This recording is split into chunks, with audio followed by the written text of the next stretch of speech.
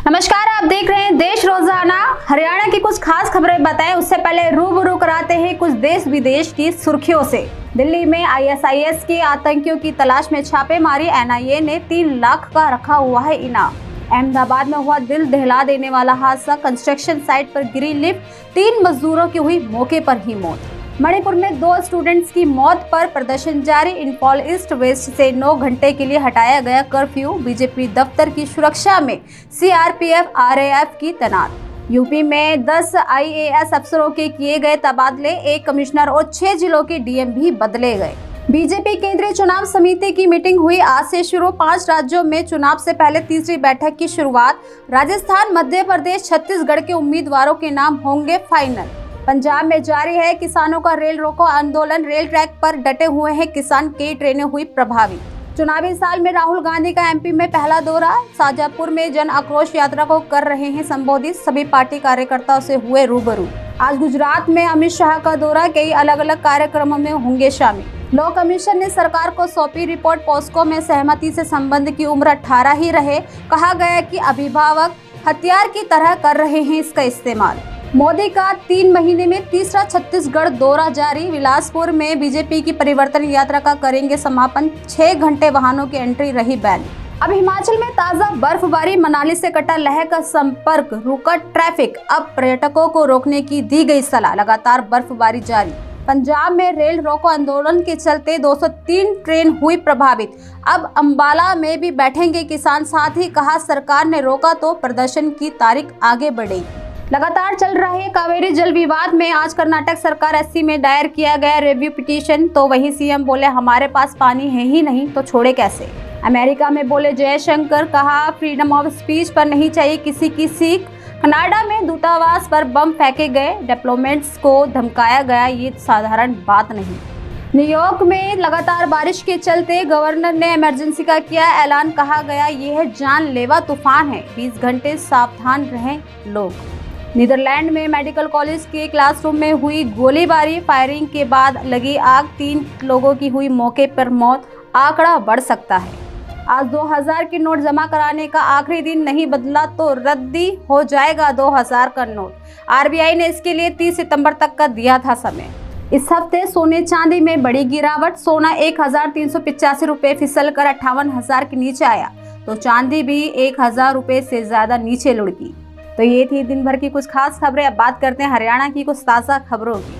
Faridabad vigilance विभाग की team ने सेक्टर 55 स्थित तहसील से पटवारी शिवराज को 20,000 रुपए की रिश्वत लेते हुए उस वक्त गिरफ्तार किया जब पटवारी एक व्यक्ति से तकसीम नक्शा पास कराने की एवज में पैसे की डिमांड कर रहा था, जिस पर शिकायत प्राप्त होने के बाद विजिलेंस विभाग की टीम ने तुरंत कार्रवाई करते हुए मौके पर पहुंचकर पटवारी को 20,000 रुपए की रिश्वत लेते हुए रंगे हाथ गिरफ्तार किया। देखिए एक रिपोर्ट।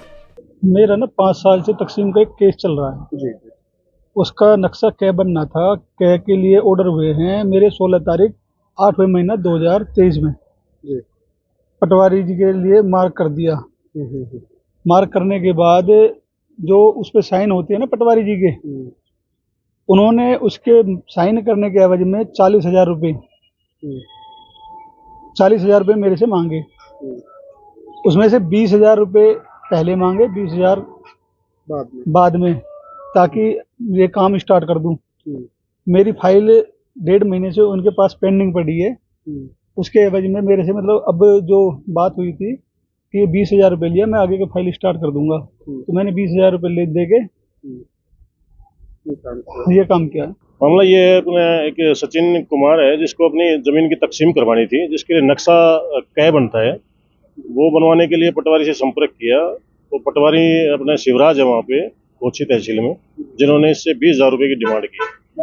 सचिन ने हमारे पास कंप्लेंट की थी, पटवारी अब उससे रिश्वत मांग रहा है, जिस आधार पर हमने उसका एफआईआर दर्ज करके और अपने पटवारी के खिलाफ नियम अनुसार कार्रवाई की है। 20,000 रुपये लेते हुए रेड हैंडेड गिरफ्तार किया है। सर, सौदा 20,000 में हुआ था या ज्यादा पैसे मांगे जा रहे? फिलहाल नक्शा कै बनाने के लिए 20,000 रुपये ही डिमांड जी।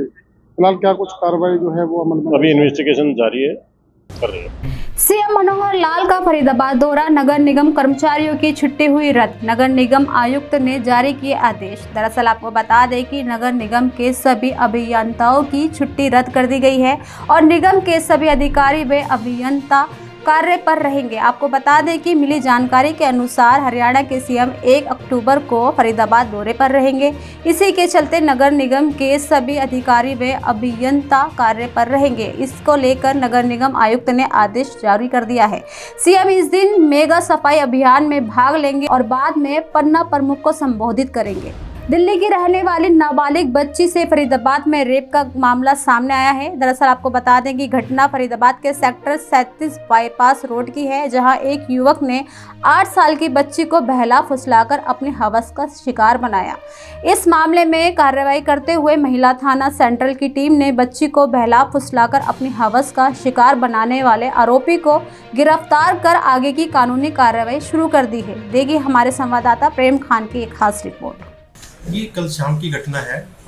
एक ई रिक्शे वाला किसी का सामान छोड़ने गया था मोलरबंद एरिया में, दिल्ली एरिया में। तो वहाँ से एक नाबालिग बच्ची जो करीब 8 साल की बच्ची है, उसको वहाँ से सामान छोड़ने के बाद वो वहाँ खेल रही थी, उसको बिठा के ले आया। तो वहाँ वो अपने कमरे में ला के उसके साथ कुछ गलत एक्टिविटीज़ की हैं और इस संबंध में बाद में लड़की ने अपने घर जाके बताया है कि ऐसा से हो रहा है कि एक अंकल आए थे, वो मेरे को रिक्शा में बैठा लेके गए थे और जिसने मेरे साथ इस तरह की छेड़छाड़ की है। सूचना मिलने पर पुलिस मौके पे गई है, परिजन आए हैं, शिकायत दी है, मुकदमा दर्ज कर लिया गया है महिला थाना सेंट्रल में। और जो बच्ची है उसका मेडिकल कराया गया है, 164 के बयान कराए गए हैं, CWC के बयान कराए जा रहे हैं ताकि आरोपी को सबूतों के आधार पर सख्त सजा दिलाई जा सके। और इसमें आरोपी को भी काबू कर लिया है, जिससे पूछताछ के बाद जल्दी गिरफ्तार कर लिया जाएगा। रोहतक शहर आज़ादी के बाद से अब तक भाजपा के पितामह कहे जाने वाले डॉक्टर मंगल सेन और कांग्रेस के बत्रा बंधुओं की जीत का गवाह रहा है। लेकिन रोहतक शहर के अंदर मुख्यमंत्री मनोहर लाल पहला जनसंवाद 4 हलकों में से शहर के लिए अहम रहेगा। वहीं हरियाणा की सियासी राजधानी में इन दिनों गतिविधियां काफी बढ़ गई हैं। पूर्व मुख्यमंत्री भूपेंद्र सिंह हुड्डा की लगातार सक्रियता के जवाब में भाजपा भी मनोहर दाव चलाने जा रही है। अपने दूसरे कार्यकाल में शनिवार को रोहतक शहर के अंदर मुख्यमंत्री मनोहर लाल पहला जनसंवाद किया। वहीं सिरसा जैसा कोई असंभावित प्रकरण ना हो, इसके लिए प्रशासन के साथ साथ भाजपा सतर्क दिखे। ऐसे में शिकायतकर्ताओं का चयन भी दिलचस्प रहा। पंजाब के किसान आंदोलन का असर अब हरियाणा में भी देखने को मिल रहा है। दरअसल अंबाला में किसानों ने 4 बजे तक ट्रैक पर बैठकर प्रदर्शन करने का निर्णय लिया है। वहीं किसान नेताओं का कहना है कि रेल रोको आंदोलन के दूसरे चरण की शुरुआत हरियाणा में हो गई है। भारतीय किसान यूनियन पैट्री के किसान अंबाला सिटी के पास घेल गांव में रेलवे ट्रैक पर बैठ गए हैं। किसानों ने रेल ट्रैक को दोपहर 12 बजे बाधित कर दिया, जिसके कारण कई ट्रेन प्रभावित हुई। हालांकि पंजाब में पहले से ही ट्रैक पर किसान हैं, इस कारण से रेल यातायात प्रभावित चल रही है। साथ ही अंबाला में किसानों ने जमकर सरकार के खिलाफ नारेबाजी की। तो ये थी दिन भर की कुछ खास सुर्खियों के साथ हरियाणा की कुछ ताज़ा खबरें। कल फिर होगी मुलाकात ऐसी ही कुछ खबरों के साथ। तब तक के लिए बने रहिए हमारे साथ और देखते रहिए देश रोजाना। नमस्कार। हमारे साथ जुड़े रहने के लिए देखते रहिए देश रोजाना का YouTube चैनल। सब्सक्राइब कीजिए, साथ ही देश रोजाना की खबरें सबसे पहले देखने के लिए प्रेस कीजिए बेल आइकन।